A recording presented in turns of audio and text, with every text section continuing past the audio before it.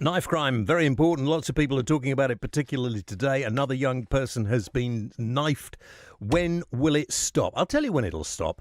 When we stop pussyfooting around and saying things like, oh, we've got to find things for people to do. We've got to try and encourage people, and their lives are terrible and everything else. Because lots and lots of people have shocking lives. They don't all resort to behave. Why am I doing the Donald Trump hand gesture? Because you admire him. I do admire him, yeah, and he's done well. And we'll talk about that in a minute. But we've got to stop this. You know, if you go out and you want to attack somebody and kill somebody, then you need to learn that that is not acceptable. You need to be put in your place because you are a little thug. Right? The police need to be able to go out and stop people, and if a person they stop gets a bit antsy with them, then take them in. Put them in a cell, leave them there for 48 hours or something. We need a little more discipline in society. We don't need all the snowflakery that's going on. We've got to understand people because they're very upset. It's not working. It's not working. There are loads of people come together and say, oh, well, I'm an ex-gang member, I'm an ex-gang, and we're doing this and we're doing that. Not working. Not working. Right? What you need is a bit of discipline. If you go out with a knife and you start using it in an aggressive manner and end up hurting somebody, then you are going to be dealt with. Right.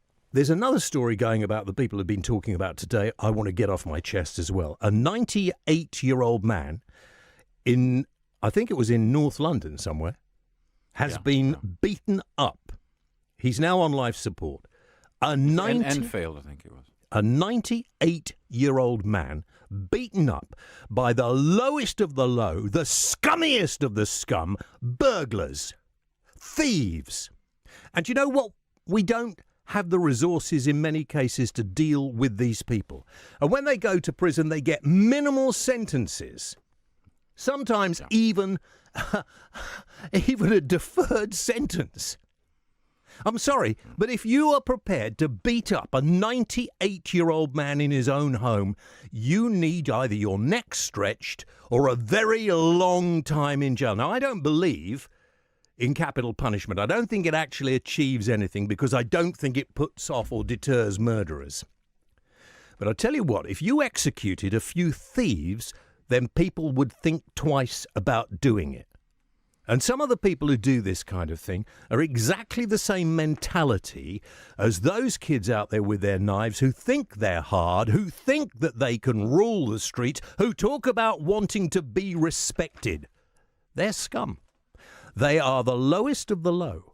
And we need to stop going on about, oh, well, it's not their fault.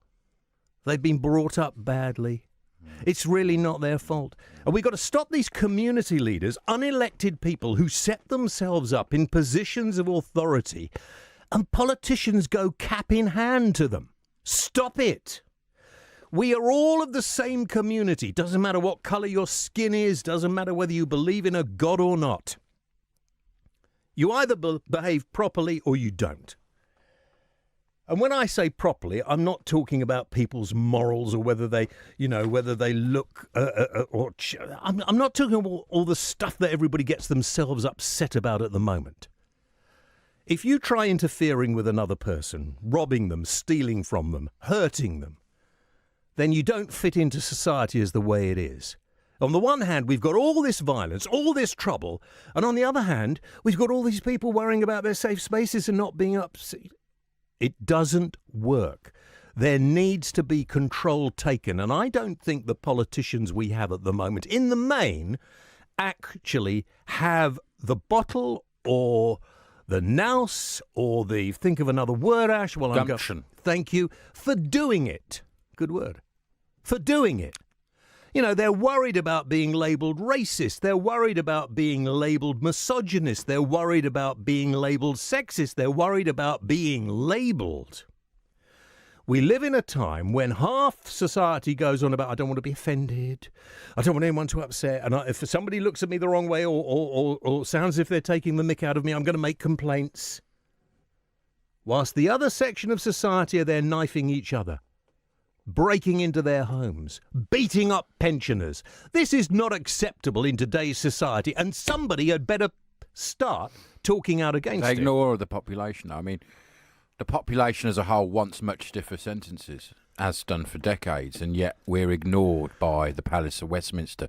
Why are they ignoring what They're the people ignoring want? us because the community leaders go to them and say, well, you can't do that. You can't stop and search somebody because somebody might consider you're being racist.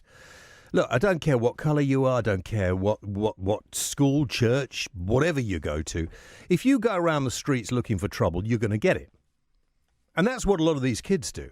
And that's what a lot of these thieves do. We live in a society where we don't consider robbery and burglary that serious crime. Ring the police. Do you want a crime number so you can claim it on your insurance? I don't want a crime number. I want the person caught and dealt with. And I don't want them given community service.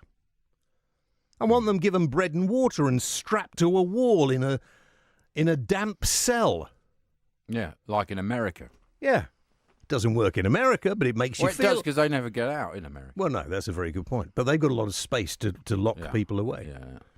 Yeah. They don't get drones flying in their prisons. No, they don't. No. So I think we need to really rethink the situation. So tonight, if I've offended you, great. I'm really pleased if I've offended you. You forgot to warn people not to be offended. No, well, tough. You've been offended now. That's your problem. Yeah. But you have a right. Of course, you can complain, and many people do. But you could, if you've got any bottle at all, if you've got anything about you at all, if you think I'm talking rubbish, what you could do is get on the phone and call us right now. Here's the number, 0344 499 1000. I'll do it again because some of you will be a bit stupid and you won't be able to get the number down in time. And I'm shouting and it's making me very angry, 0344 499 1000. And I'm not sure whether we have the picture of this poor guy who was beaten up, but his family have put the picture out on television on the newswires. I don't know whether it's on our website. I hope it is. I would very much like to see if we couldn't get his son, who's been doing interviews, on the programme later today. Because somebody will know the person who broke into this pensioner's house, 98 years old, lived in the same house for 50 years, and some scumbag has gone in there, nicked his television, by the way, and a few other things, and beaten the crap out of him. He's on life support in hospital. He's 98. He probably won't survive. And the little scummy person who did it probably, they think, oh, well, he was old anyway. Survive, he was old. That'll be murder, won't it? We need to stop this. In the same way that these kids... And they're not kids, by the way. Can we stop saying they're kids? They're teenagers. They're not kids. They're teenagers who think they can do whatever they want. They're teenagers who think they're better than everybody else. They're teenagers who are so wrapped up with arrogance, and because nobody in their family or in their community or wherever they live has stood up to them, think they can do whatever they want. Well, I'm putting down a marker. They can't.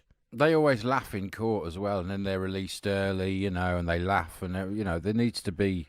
Wipe the smile off the little toe rags' faces. That's all you have to do.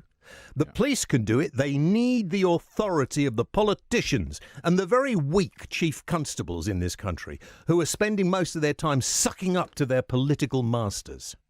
That is why we have an epidemic. That is why over 120 young people have been stabbed and killed during the first part of this. In London alone, it's 200. This is just London. 200 and something across the country. Yeah. And it's not acceptable. And it's no good. Community leaders, and I saw them on a flipping BBC programme, I wouldn't normally watch, Victoria somebody or other.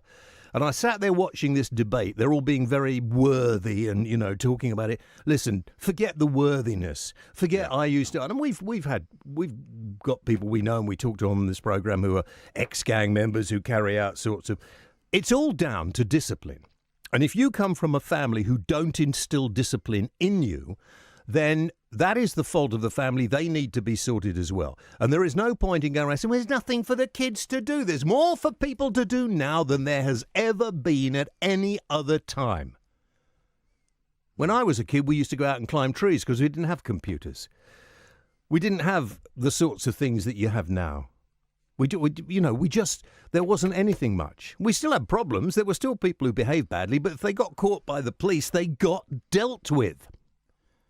But now, because we have all wanted to be so flippin' touchy-feely, we've got ourselves into a situation and we can't get out of, because now we've got all the do-gooders moaning, oh, you can't do that, you can't stop them.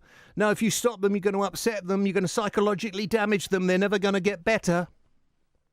That hasn't worked, has it?